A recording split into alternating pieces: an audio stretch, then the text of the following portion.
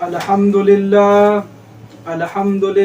نحمدہ ونصلی علی رسولہ الکریم اما بعد فاعوذ باللہ من الشیطان الرجیم بسم اللہ الرحمن الرحیم۔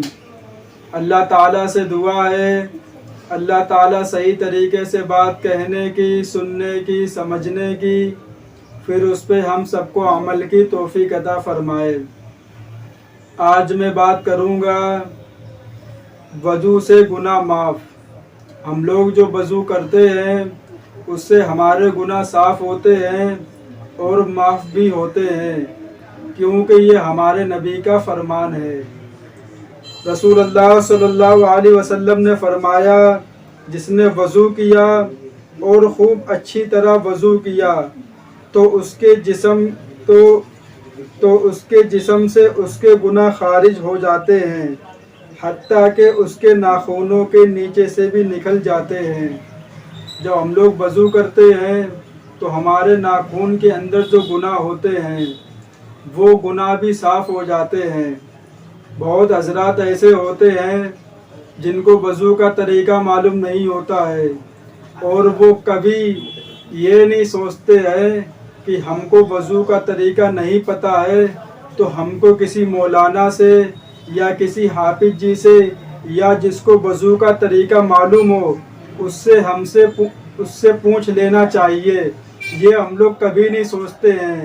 موبائل میں کچھ دقت آ گئی ہو، موبائل میں کچھ ہو گیا ہو یا کچھ بھی ہو گیا ہو تو ہم لوگ پریشان ہو جاتے ہیں کہ بتاؤ میرے موبائل کا یہ نہیں چل رہا تو ہم کیا کریں، کس کے پاس جائیں، اس کو ٹھیک کروائیں۔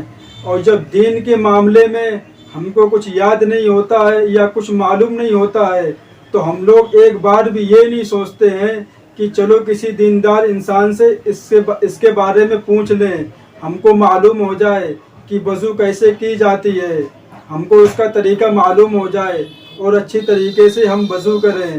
میں آپ کو وضو کرنے کا طریقہ بتاتا ہوں۔ وضو کے 4 فرائض ہیں۔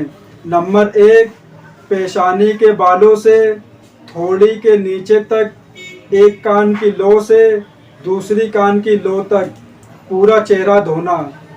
نمبر 2، دونوں ہاتھ کونیوں سمیت دھونا۔ نمبر 3، چوتھائی سر کا مسح کرنا۔